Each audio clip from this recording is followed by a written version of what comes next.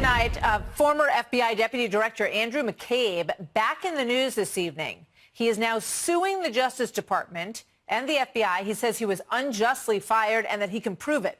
Ed Henry joins us now. He is still in Singapore tonight with the very latest on this story. So, Ed, why is he suing them?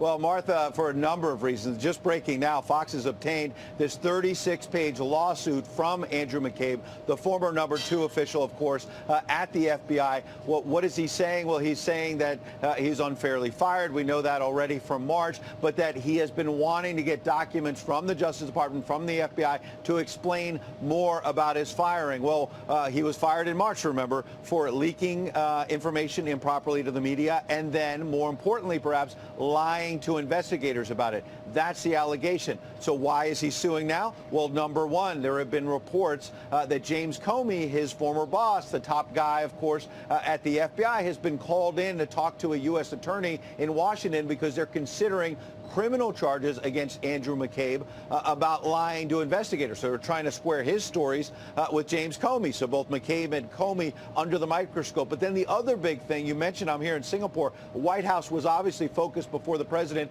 a few hours ago got on Air Force One on all of this diplomacy with North Korea. But they were also, I can tell you from talking to senior officials, looking very closely at what's happening in Washington on Thursday, which is that this finally, we're going to see this Inspector General report from the Justice Department. There are reports out saying that it's going to be devastating for Andrew McCabe and James Comey because this is the report that's looking at their conduct in terms of the FBI investigation of Hillary Clinton's email server. So we've been talking about this for weeks, for months. This report's going to be devastating. It's going to come out. People have been wondering, where is it? It's finally coming out Thursday. So interesting that Andrew McCabe about to take it again pretty hard on that report, already facing potential criminal charges, already fired from the FBI in March, is now trying to get ahead maybe of this IG report and try to get his side of the story That's out. Probably exactly right. We know it's a 400-page report, and a couple of things have leaked out. That at one point there's a suggestion that James Comey was insubordinate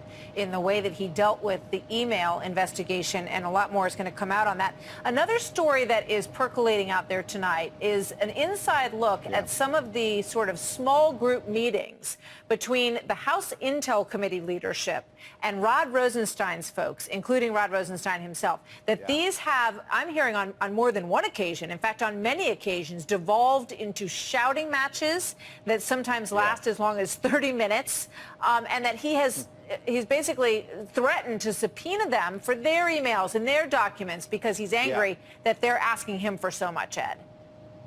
Well, look, our colleague Catherine Herridge has been all over this story, so I'm picking up the ball there. And Rod Rosenstein is somebody who's been on the firing line, the president and others going after him because he oversees Robert Mueller.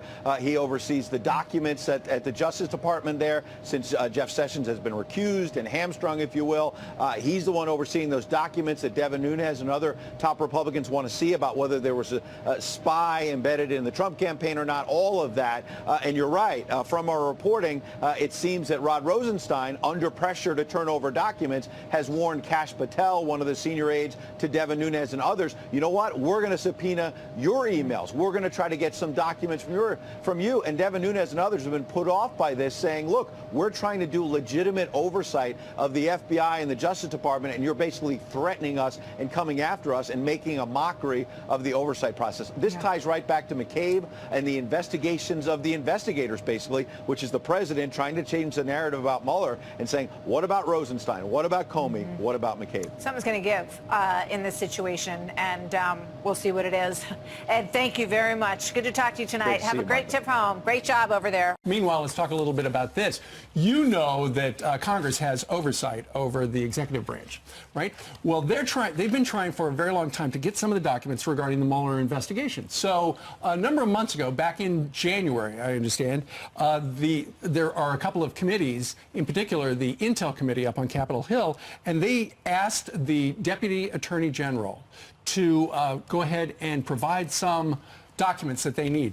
And they wanted to establish a paper trail. So we're going to request these on paper, so that there's a record. Well, then he came back, Rod Rosenstein, and he was angry that they had sent requests for documents in writing, and then he was critical of the request to then have the Department of Justice and the FBI respond in writing as well. And that turned out to, in the estimation of a couple of people who were in the room, sounded like he was intimidating these congressional staffers, threatening them with subpoenaing their records and their phones just to push them back. So they're saying, we want to tell the American people what's really happening in this Russia investigation. We want oversight. We want to see what's happening. So give us those documents. Give us those records. If you're not trying to hide anything, you won't care. You'll give them over to us. And then, according to people in the room on this committee, they said Rosenstein came in and threatened them and said, you want these records? Then I want to see all your phone records, and I'll subpoena them. Right. DOJ said that didn't happen. That didn't happen. He was just protecting himself if he was going to be held in contempt of Congress. Alan Dershowitz weighed in on the legality of this so-called intimidation. This is a classic dispute between separation of powers. The legislature has the power, obviously, to oversee and investigate the executive branch. And a member of the executive branch, which is what Rod Rosenstein is, shouldn't be able to bully the legislative branch. He should be transparent. He should turn over the documents. He should be cooperative. And Congress should be cooperative with the executive branch. You know, we have so much dispute today, partisan dispute between the legislature and the executive branch. You know, they're all Republicans. They shouldn't be fighting with each other. DOJ says no one in the room was ever threatened with a criminal investigation. This information's false, and we have the right to defend ourselves. Mark Meadows and Jim Jordan were on with Laura last night. They said that they are going to have a resolution coming out very promptly, probably today, compelling the Deputy Attorney General Rod Rosenstein to provide these documents that they say they are entitled to because Congress has oversight over the Department of Justice. And by the way, it's going to be interesting on Thursday because Rod Rosenstein will be briefing the president on the IG report, which is 500 pages long, to find out and give the president a concrete idea of what the IG report says about what was done and not done in the Hillary Clinton email investigation. All right. And so that should be interesting. And then what the president tweets after that will be fascinating. And it's the president's birthday. Yeah, tomorrow. That's right.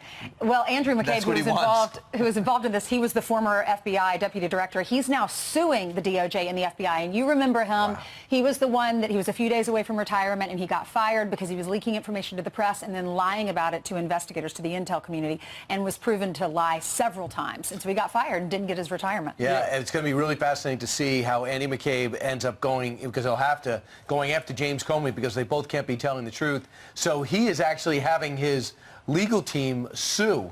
So this is fascinating because at one point he was all focused on the president. Now he realizes his problems are much deeper. Well, he's saying, he says, I want files, right? I want the files connected to this. I want to know, I want to see the Inspector General manual on how to discipline people who are in big trouble, because right now the Department of Justice is not providing that to Mr. McCabe, who used to be part of the Department of Justice, ironically. Ultimately, McCabe's lawyers say they're just trying to clear his name. This report did not find any evidence of political bias or improper considerations actually impacting the investigation under review. The report does identify errors of judgment, violations of or even disregard for policy, and decisions that, at the very least, with the benefit of hindsight, were not the best choices.